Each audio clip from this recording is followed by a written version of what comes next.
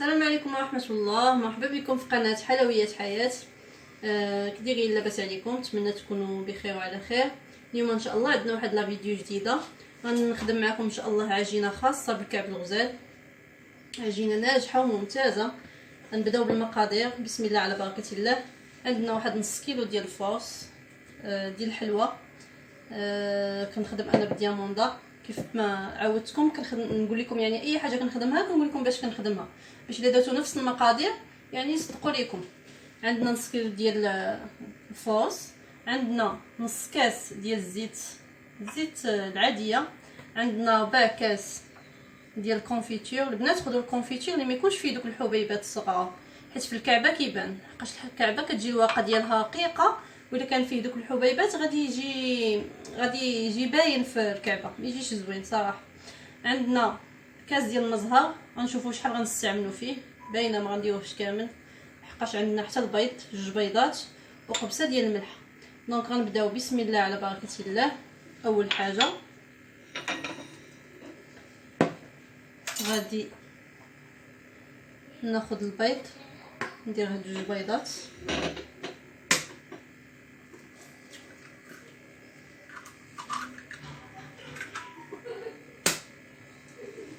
ندير المقادير كاملين، نخلط، عاد نبدا نزيد المزهره، قبصه ديال الملحه. ما عرفتش هاد الناس كيقولوا قبصه ولا قرصه ولا المهم قبلوا علينا. دونك عندنا نص كاس ديال الزيت، وربع كاس ديال الكونفيتور،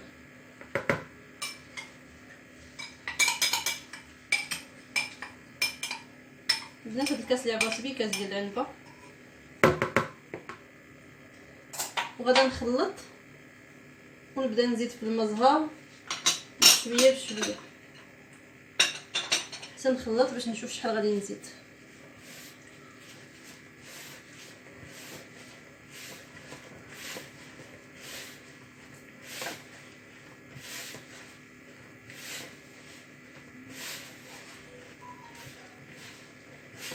خلطها مزيان. كتشوفوا البنات مازال ناشفه، غادا نكملها بالمزهر. بسم الله. نخدم شويه بشويه باش نشوف شحال غادي يخصني. كعبه حتى هي بحال تقريبا نفس الشكل ديال العجينه ديال اللوز اللي خاصه بحلويات اللوز. حتى هي ما خصهاش تجي رطبه بزاف باش تمحنكش. الا جات جاويه غادا تمحنك، الا جات ثاني قاصحه بزاف ما غاداش تبغي تسرح ليك. دونك تكون ما قاصحاش وما تكونش ثاني مطلقه بزاف. دونك ضيف فيه شويه المزهر وخلطيه مزيان باش تشوفي. مازال غير خصني واحد شويه.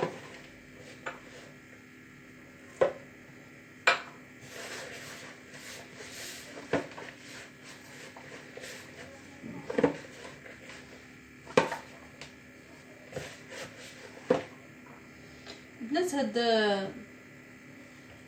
العجينه ديال الكعبه واخا تكون قاصحه شويه، من بعد ملي كنخليوها حتى كترتاح كتطلق شويه، حيت فيها الزيت كتعاود تطلق شويه، هاك تولي تجيك سهله في الخدمه. دونك ملي جات على هذا الشكل غناخذها ندلكها واحد شويه. بنات ماشي حيت خاصنا ندلكوها، وانما حيت خاص تخلط لينا داك الدقيق مزيان.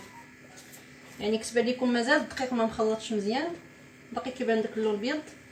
دونك نخدمها مزيان، ما نقطعش لا فيديو.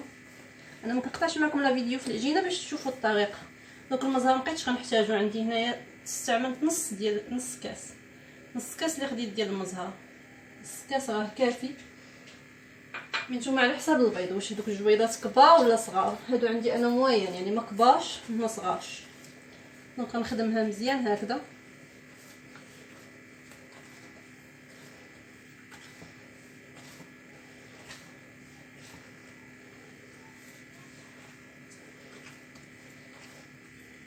تتبان ليا راه تخلطات مزيان ولا دلكات مزيان.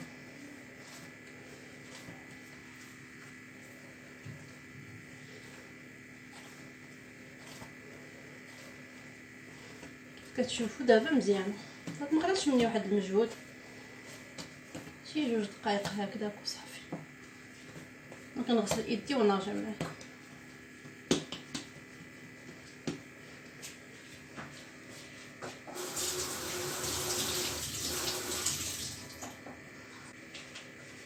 نقطع البنات حتى هي.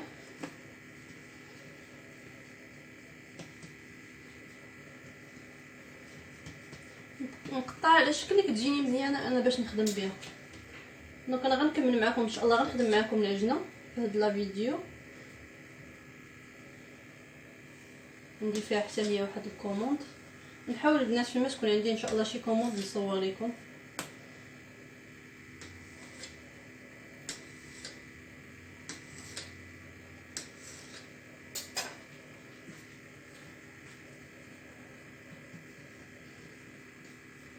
الناس من بعد هذه كنخليوها ترتاح واحد شويه في الثلاجه، تقريبا شي ساعه هكذا كلها،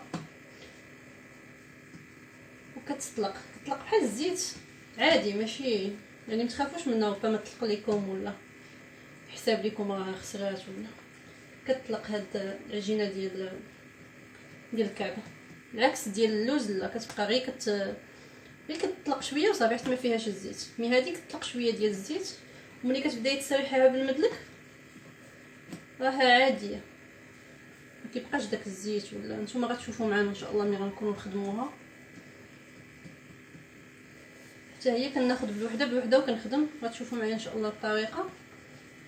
غادا نديرها في بلاستيكه ترتاح. بما وجدت انايا بالمعبط العجينه ديال اللوز اللي عندي، العجنه ديال اللوز، غادا نعباها وغادي ان شاء الله نخدمها معكم.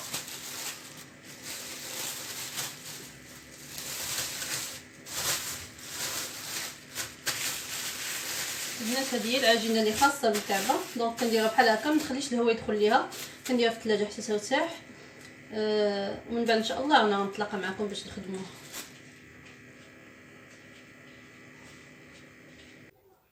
هانتوما البنات من بعد ما شكلتها على شكل حبيبلات صغار، كندير لها السلوفان هكذا باش ما تنشفش العجينه ديال اللوز. درت فيهم 18 غرام، نعطيو معكم 18 غرام في الوحده اللي درت. كيفاش كتشوفوا 18 غرام اللي كندير في الكعبه، على حساب السيده شنو بغاتها صغار من هكذا راني كنقص الغرامات. باش نشكلها كنحتاج واحد المدلك، نحتاج هاد الجار باش غنقطعها، وكنحتاج هاد شويه الدقيق هكذا، والمنقاش. المنقاش كيكون هكذا سامبل من هنا ومن هنا، كيكون سامبل هذا غير باش ما تلصقش هي العجينه. كنقيس هكذا عاد باش كنقشها. اللي بغاها سامبل كنديرها ليه سامبل.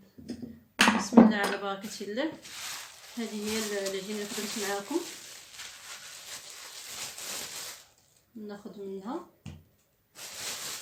نعاود نغطيها البنات باش ما تنشفش ليا العجينه.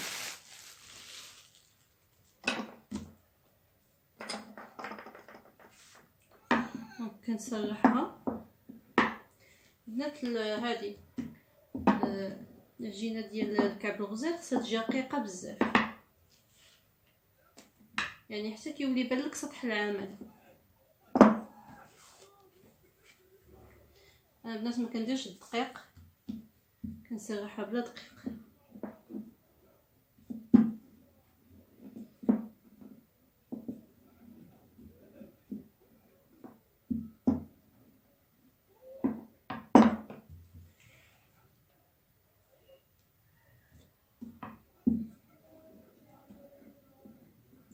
نخدم معكم غير بشويه باش تشوفوا الطريقه مزيان.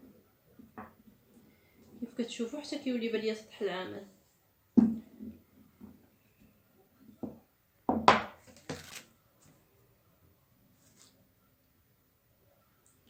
ناخذ وحده ندور عليها هكذا، ندير يدي هكذا وندخل وكنبدا نشكل فيها. على هذا الشكل. بس كندور وانا كنخرج الهواء، كنورك هنايا مزيان باش تسد ليا. كنبدا نقاد، بغيتها عاليه ولا بغيتها نازله على حسب اللي بغيتي نتي. دابا الكعبه اللي ولات هي انها تكون عاليه شويه.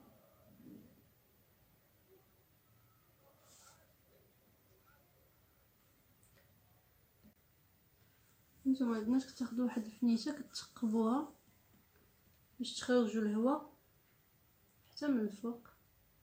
صافي كتخرجي هكذا الهواء، كتشوفي بالك الهواء كتخرج وكتوركي عليها هكذا باش تسديها، باش تولي عجينه رقيقه، يعني ملي طيبيها ما تفتحش ليك. صافي وكتقاديها من الفوق هكذا.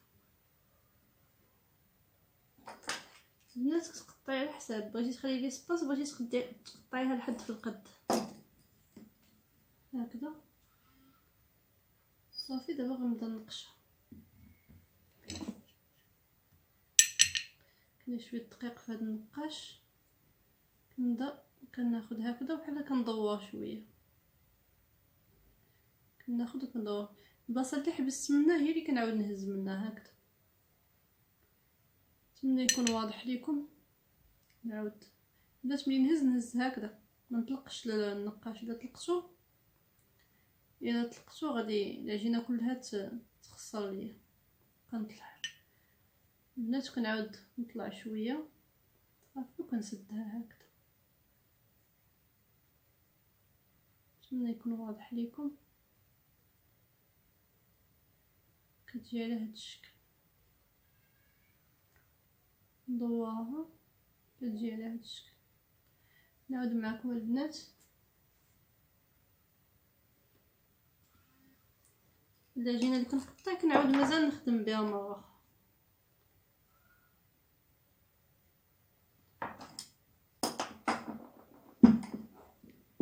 نعاود نسرح العجينه نقربيها لك باش تجيك ساهله. نتوما البنات كتسرح بسهوله. ناخذ وحده اخرى،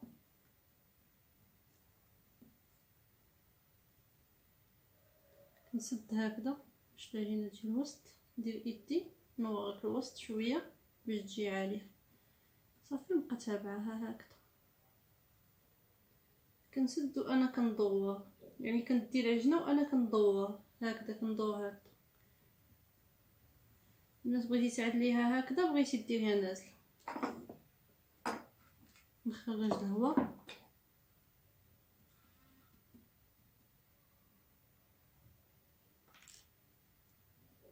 الناس كيف كتشوفوا العجينه كتبعني. العقده ديال اللوز ملي كتكون مدلوكه مزيان ما كتمحنكش في الخدمه، مي الا كانت ما مدلوكاش مزيان كتجي قاصحه، يعني ما كتبغيش تشكل لك دغيا. حاولوا انكم تخرجوا الهواء ما تخليوش. شفتوا كيكونوا هاد الفقاعات عامرين بالهواء، خصك تخرجيهم. تقبلوا وتخرجي الهواء. توركي هنا مزيان باش تولي بحال غير ورقه واحده وتقطعي.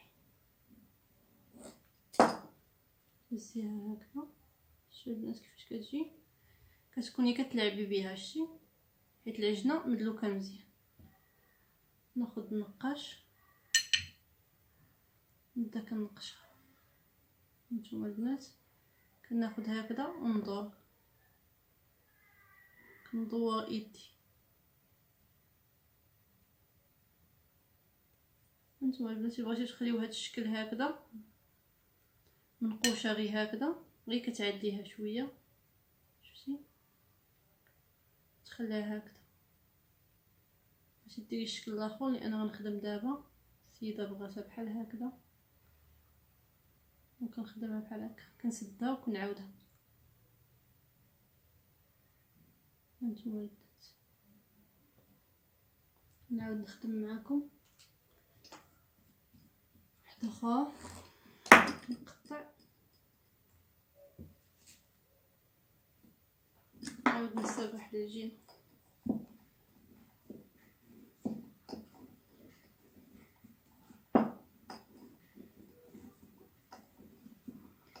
ورقك تساوحيها مزيان.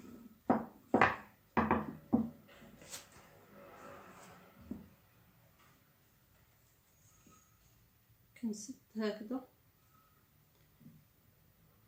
كنرجع شويه للور هكذا باش كتدخل العجينه هنا، كنورك شفتي صافي، وكنتبعها هكذا، كندي اللوز انايا كندور وكنحبس هنايا. هاد الصباع هذا اللي كندير هكذا كندي اللوز هنا هكذا، ثاني كندي اللوز هنا كنورك، عاد كنبدا نقاد من الفوق. خرج الهواء، الا ما كانش داخل الهواء صافي ما يحتاجش انك تخرجيه. ونورك باش نسدها، ندير شويه الهواء هنايا.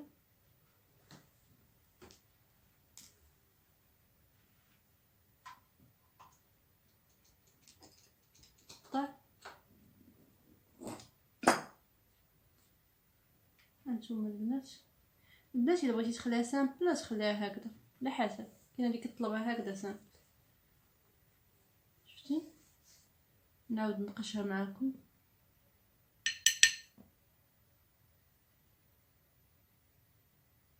كنورك هكذا وكنميل ايدي وكنطلع هكذا كيف تشوف.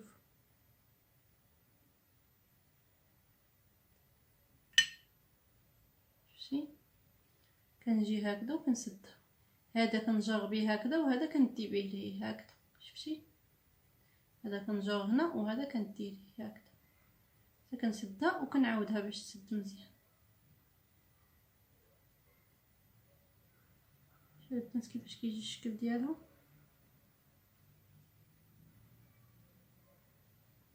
البنات غنستمر بحال هكذا حتى نكمل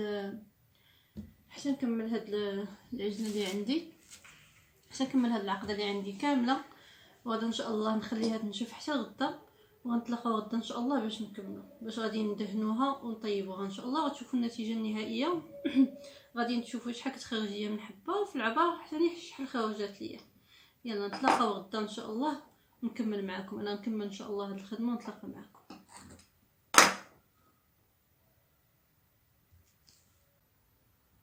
صباح الخير بنات، انا نكمل معكم ان شاء الله التتمه ديال الفيديو اللي درت معكم البارح. خليتها حتى نشفات، كتولي على هذا الشكل ناشفه كيف كتشوفوا، يعني كتولي ناشفه. غدا ان شاء الله نحتاجو باش ندهنوها، غنحتاجو بيض ديال البيضه، وغنحتاجو معلقه ديال الزيت، وغندير معلقه ديال السكر كلاص، غنحتاجو واحد الشيته باش ندهنو وفنيته باش نثقبوها. دونك بيض ديال البيضه، غندير معاه معلقه ديال السكر كلاصي، وغندير معاه معلقه ديال الزيت.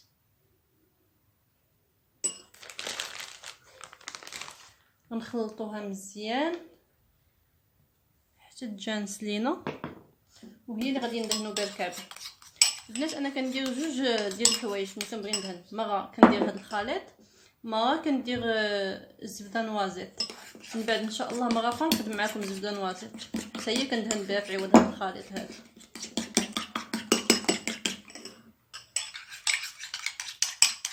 الزبده نوازيط هي اللي كنخدموها بحلاوه، اللي كنخدموا بها بحلاوه. البنات غنقطع الفيديو حتى نخلط مزيان، حيت كيحتاج انه يتخلط مزيان، يعني ميبقاش السكر كلاصي هكذا، ومن بعد نعاود نرجع لكم باش ما يبقاش داك الصوت ديالها. هانتوما البنات بعد ما خلطتو مزيان، يعني تخلطيه حتى يذوب داك السكر كلاصي، ما يبقاش كيدير شويه الكشكوشه مع التخلاط. المهم هو انا داك السكر كلاصي ما يبقاش. بعد ما خلطتو دابا غنبدا ندهن الكعبه.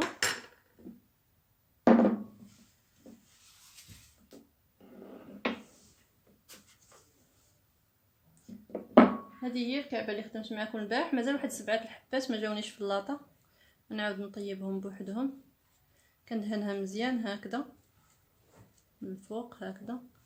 هنا اللي ما دهنيش حقاش ديجا غادي ينزل هاد الشي اللي دهنت بيه الفوق غادي ينزل.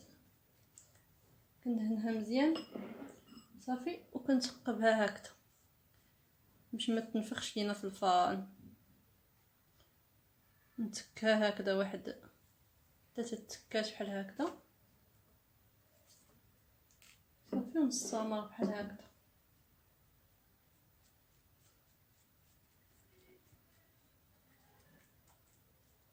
كيف كتشوفوا كندهنها مزيان وما نخليهش يسيح. تكها هكذا من تحت وهكذا نحط.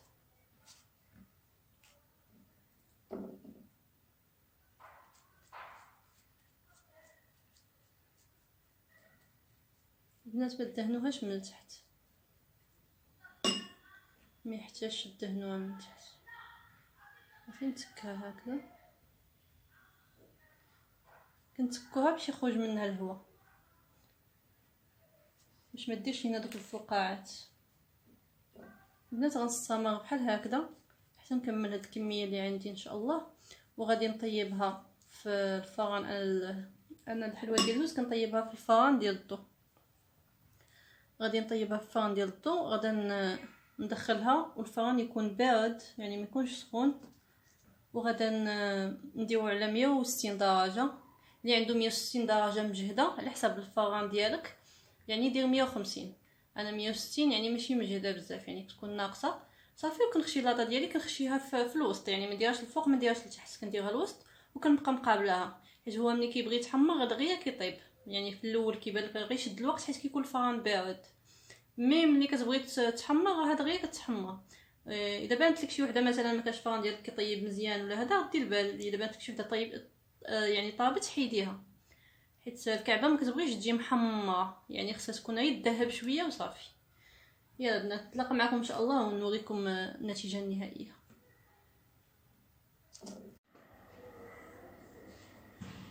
هانتوما البنات من بعد ما طابت كتجي على هذا الشكل، تحمر من التحت ومن الفوق تكون غير مذهبه. لتحت شفتوا كيفاش كتجي، باقا مازال سخونه كيف كتشوفوا البنات.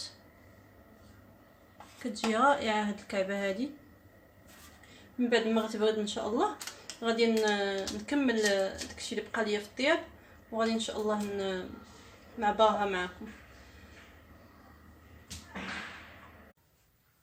هانتوما البنات العجينه اللي خدمت معكم ديال الكعبه نص كيلو ديال الفورص كيخدم لينا كيلو ديال العقده، كيلو ديال العقده ديال اللوز.